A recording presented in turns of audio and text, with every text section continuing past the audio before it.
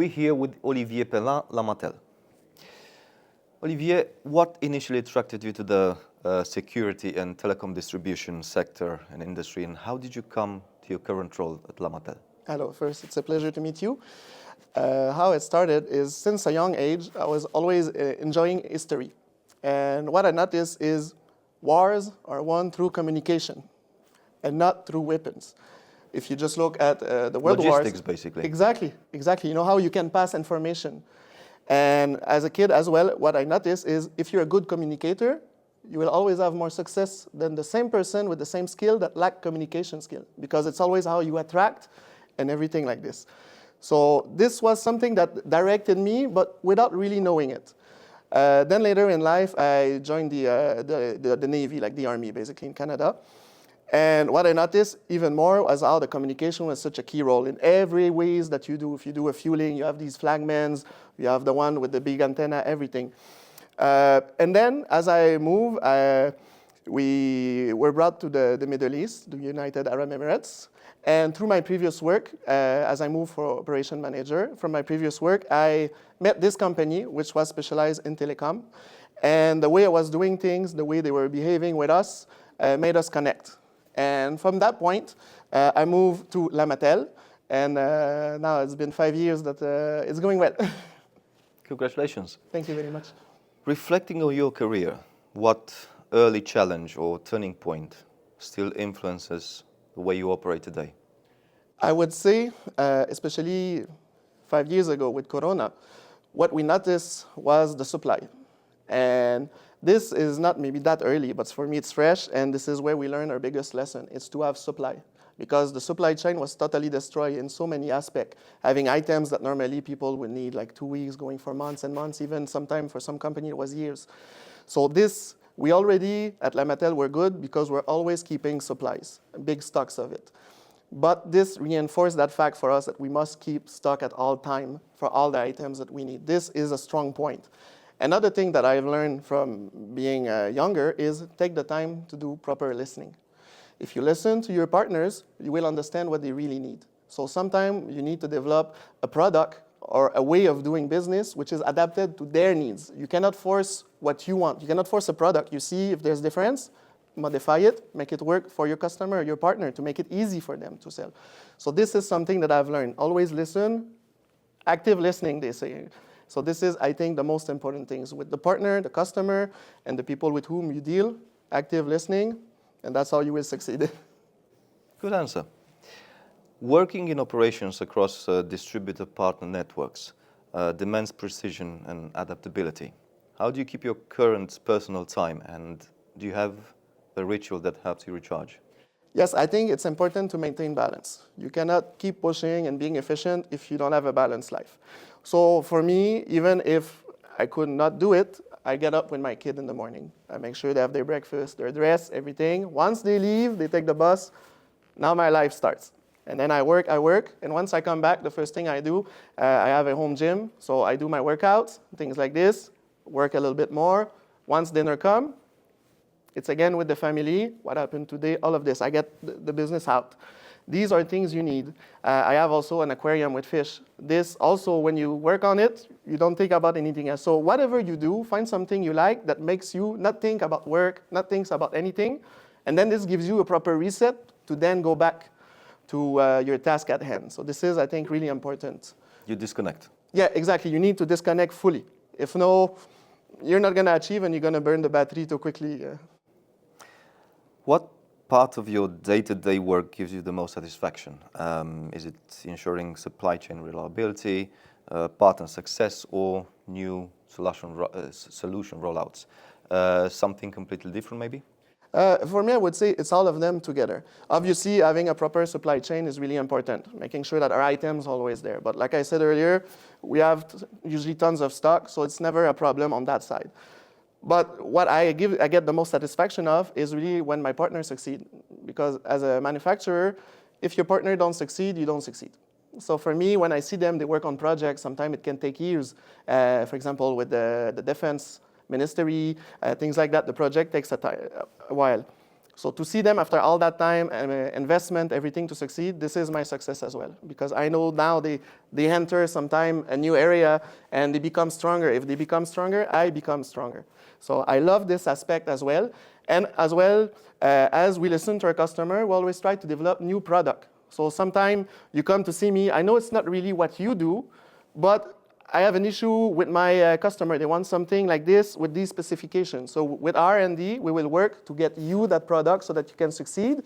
And by you having more product, they don't need to go see another distributor or another reseller. So we keep everything in-house in our line to try to have a large portfolio. That's what we try to do. That's been also the key of our success, to offer from, in the passive component, for example, we offer from A to Z. So a little bit like they like to say, like the Walmart of it. You have everything from us so that you can buy. You can also ensure the quality, which is a big issue because sometimes a lot of partners, before they became our partner, they would buy the Rolls Royce, for example, for the base station. And then when it came to passive component, they would try to save a few dollars there and there. And then these components, even if they are the least expensive part of the system, if they fail, there's no point of having the Rolls Royce over there. Fails. Yes. So this is what brings us joy to know that whenever they go with our system, they get the peace of mind because everything will be reliable and they won't need to send someone to repair tiny things because of a lack of quality. So basically a turnkey solution. Exactly. For the passive component, like they provide the base station and we provide everything else to transmit the information. If they need radio waves, everything, it's all from our side, we'll provide to them. So that way, exactly, they buy this, they buy that. We're the link in between all of our system. Could be also in security for camera. Okay, you have a good camera, your server is here. How do you make sure that it travels properly, the information? You know, you might need the cabling, you might need this, you might need that. We touch every domain. We have a dash cam camera, we have a mesh system. So all of these with encryption and all of these type of things, make sure, again, that what you have, relay the information properly. For clients and partners who might view the distributor roles as behind the scenes, how do you explain in simple terms what LAMATEL's offering, why is it unique in the security and telecom ecosystem? For us, since we're a manufacturer, our distributors are really important. So we always make sure that the distributor will keep good supply, like I was saying, because really it comes in handy, and we try to support them that way. As a manufacturer, we do keep supply as well. And these are really the main things, because I found once you have supply, you don't have to worry. A lot of people, that's what they tell you. They will tell you, I need a basic spare parts or basic accessories, but my manufacturer is telling me 6 months, 1 year. The customer cannot wait that long. So for us, this is the most important things for us and our partners, like the distributor, to keep huge stocks. So tomorrow you come, I have a big project, I need 4,000 antennas, this. Okay, no problem. If I don't have, I'm gonna have with my distributors a way to get it to you properly at a good price, everything, and you don't suffer. This is something we see a lot dealing, my partners, they deal a lot with the military. So sometimes they will call you in the middle of the night, I need huge quantity of this, now. So I'm gonna get the team, we're gonna go, we're gonna get everything ready. Sometime if my guys are busy, I will take the truck myself and I will make the delivery. You will see the airplane, the military airplane waiting there. We'll give everything, why? To ensure, and our partner will be happy. You know, they will be there waiting for us to bring the goods. Yes, they recognize, you know, all the items are there and we move it. So this is our strength. We're not, oh, I'm sorry, it's the weekend, come back to me on Monday. You have an urgent need, we're there to help, and we have the stock to make sure they have. So, because also mission critical, you could, not just the military, but sometime in case of emergency, it could be a flood, fires, things like that. They cannot wait. They need the items now, today, or yesterday. So this is really what we try to do. And again, to listen to them. So sometime, for example, if our partners tell us we have a big order that I think I will get from these guys, but these guys, they need it urgently if I give you the go. So without a PO, a purchase order, we would still prepare the items to make sure it's ready. So when our partner comes and really happy because they did get the order, it's ready for them, it's packed, here you go, you take it. So this is really our way, I found, to make it smooth. Could you describe a project or initiative that you managed that clearly delivered cost savings, improved partner performance, or accelerated the time to market? Yes, it happened a few times. Again, for me, myself, since we were manufacturing, it's not really me, but through partners. A good example was on Burj Khalifa. There was a big project for an important customer. Some of the items that they had, again, they had put the best at the beginning and the best at the end. But they had an issue in between, like just basically to say, let's say you have a car, 100 horsepower car, but at the antenna, you're only having 5 horsepower. So through all of this, they checked. There was one little part, passive component, which is really not expensive, that was causing all of this. They replaced it with higher parts, and then suddenly everything worked. So a low cost, that solved the issue, because again, if you have a restriction in the pipe, doesn't matter if your pipe is this big, that small restriction will restrict the whole flow. So this would be a good example. Another time, another partner was supposed to go with another company initially for that project because they were already the one that received it. But they couldn't supply on time a few items out of the huge amount of items. Few items couldn't be supplied. So their customer asked our partner, do you have other solution? Because now we're going to have to pay too many fines for being late and not delivering. So they came to us. What do you need? We had it all in stock, so no problem. 2 days later, because it was really big, so it took us 2 days. But 2 days later, they had all the items, and they were able to satisfy the end user. So this was a good moment for us, and our price was also better. So at the same time, it was a win-win. How do you help partners understand the importance of integration, support models, even future-proof architecture? It's always important because we see it a lot. Customer, they will go for, like the end user, will go for a system because this is what they need now.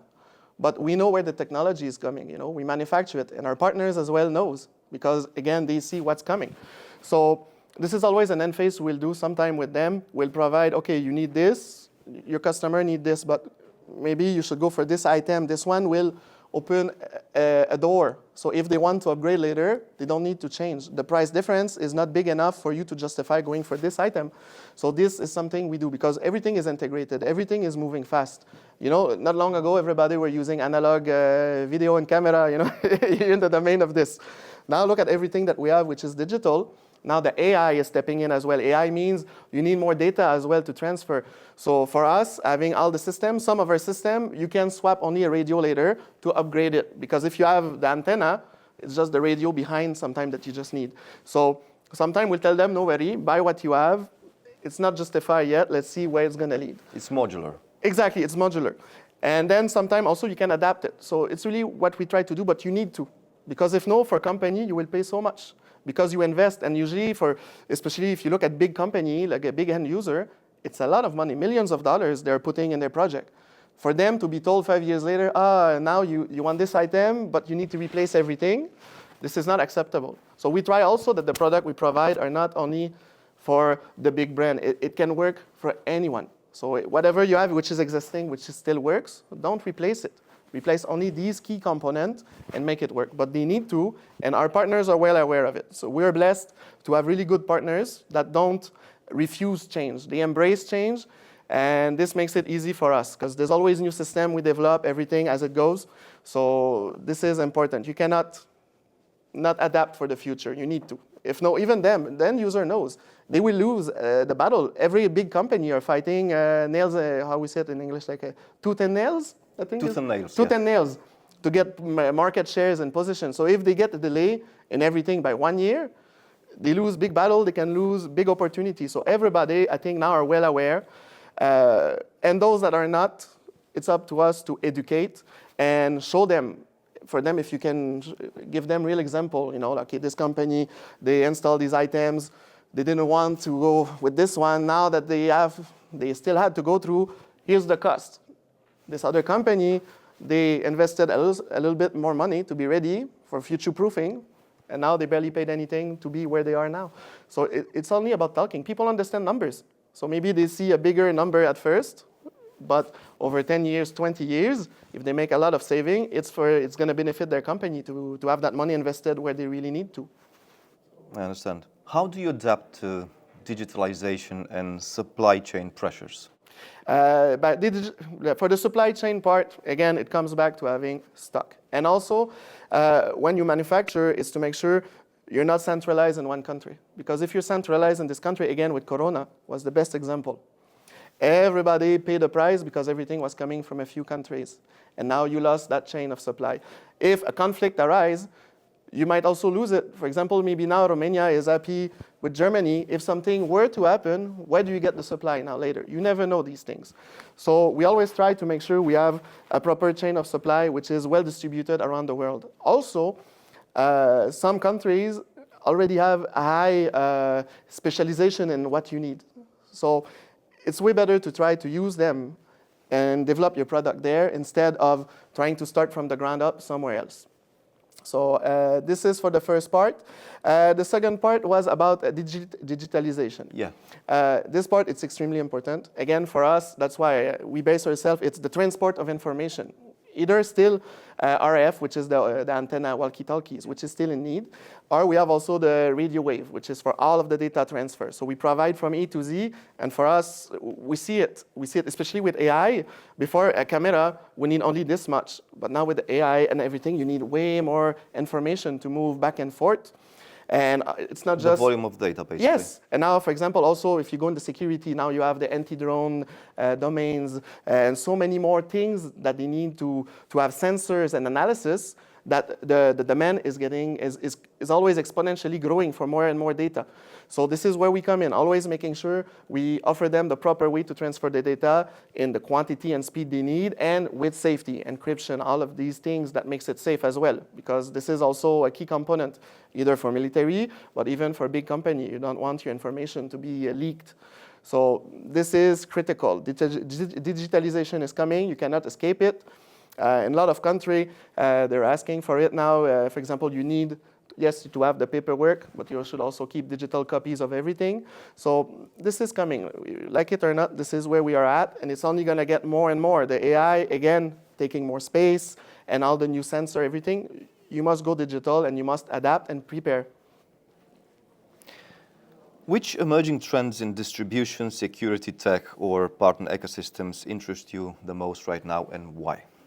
I would say, I don't want to sound conservative, but I was giving this example today.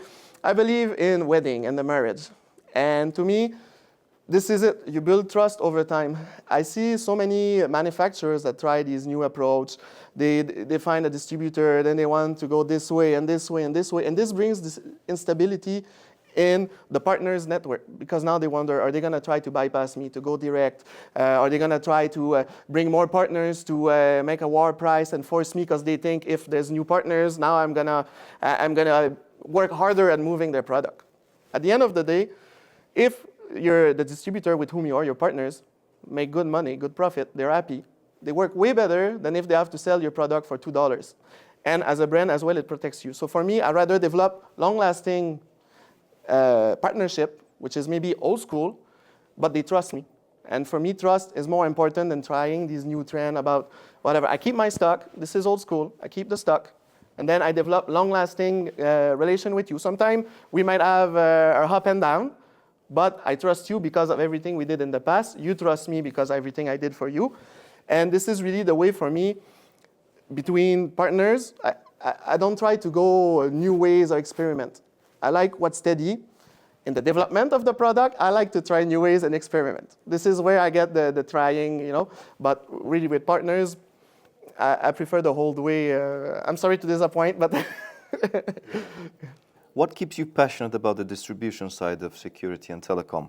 What advice would you give to someone who's looking to start a career in this industry? In distribution, manufacturing, I would say really like the key point is it's to really listen, like the active listening we were discussing earlier. Because sometimes you want to make a product and you think the product is really good. But then as you speak with your partners, you will understand that in their area, they have maybe something a little bit more specific, a little bit of different needs. So you need to be able to adapt, direct your R&D towards what they need. And to me, this is the most important thing. Listen, and they will tell you what they need. You know, everybody today at this exhibition, everybody comes and they tell you what they need. So listen to them. Don't just show your product, listen to them. And maybe right now you don't have what they need, but by the next exhibition, you will come back with the exact product they needed. So really listening, and not to be inflexible. You need flexibility as well. In the company, as well as in life, it's the human nature. We don't like changes. But once you start to embrace change and appreciate change, then you will be flexible and you will have new opportunity and you will serve better your partners and the end user. Olivier, all of them were great answers. Thank you for being here. It was my pleasure.